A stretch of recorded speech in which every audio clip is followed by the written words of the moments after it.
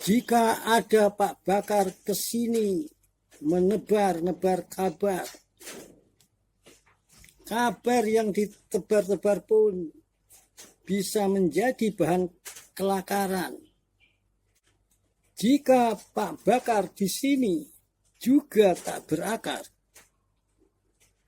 tak tahu, sebaiknya belajar pada gunungan. Mengapa tumpeng dan gunungan hanya ada di Indonesia?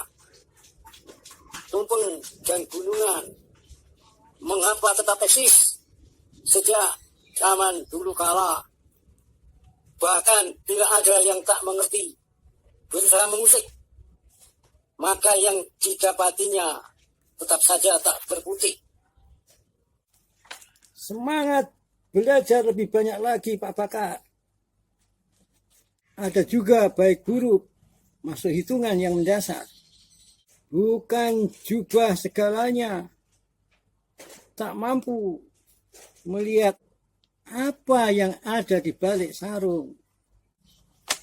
Sadari memori internalisasi dalam kembara itu tanpa akar laut dan gunung.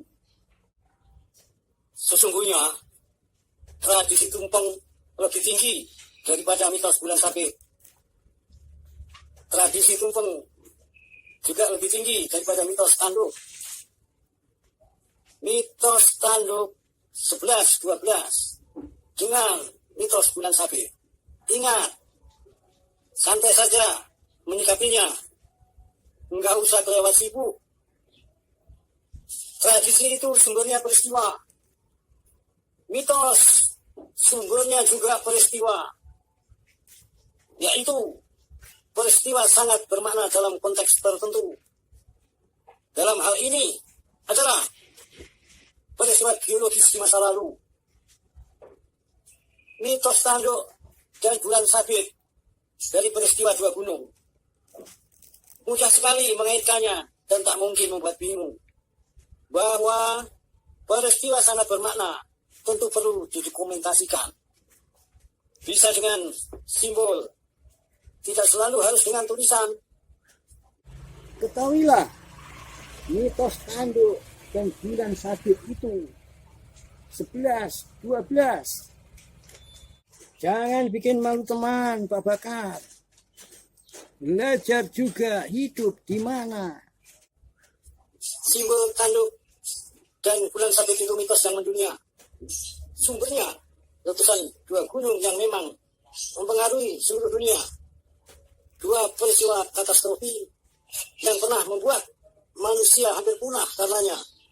Letusan Gunung Toba dan Gunung Krakatau yang meninggalkan jejak Danau Toba dan Selat Sunda. Letusan Krakatau mengakhiri zaman es yang keempat. Memicu banjir semesta, air laut naik lebih 100 meter sampai sekarang. Manusia modern dengan kapasitas otak 1300 cc eksodus ke berbagai tempat. Sudah pasti peristiwa sebesar itu dicatat dan dikenang. Gunung setinggi 3000 meter tiba-tiba hilang terserabut. Terpenggal dan tercipta kaldera dengan garis tengah 50 km. Lalu banjir setelah terjadi tsunami yang bergerak ke selatan setinggi 1000 meter. Puncak gunung tinggi berubah jadi lubang besar berapi-api yang mendidihkan air laut. Oleh karena itu, eksistensi tumpeng itu tinggi. Tidak sekedar pencatatan dalam bentuk mitos ataupun legenda. Pencatatan dengan tumpeng berstruktur dalam pola tradisi. Pola tradisi tumpeng mewakilkan banyak hal dalam kaitan dengan tradisi legenda mitos. Simak kembali apa yang pernah saya sampaikan atau saya ungkapkan dalam sebuah video seri prawacana berikut ini. Biasa-biasa saja dengan simbol-simbol kepala kerbau, tanduk, bulan sabit, menara kembar, atap rumah, dan masih banyak lagi yang lainnya. semua itu sama saja. Ekspresi kecerdasan manusia sepanjang zaman. Mengenang, mencatat, mengingat peristiwa dua gunung yang pernah menghancurkan dunia, yaitu letusan Gunung Krakatau dan Gunung Toba. Pola tradisi tumpeng itu diawali dengan iktikat mencatat, mengenang, mengingat peristiwa letusan Krakatau.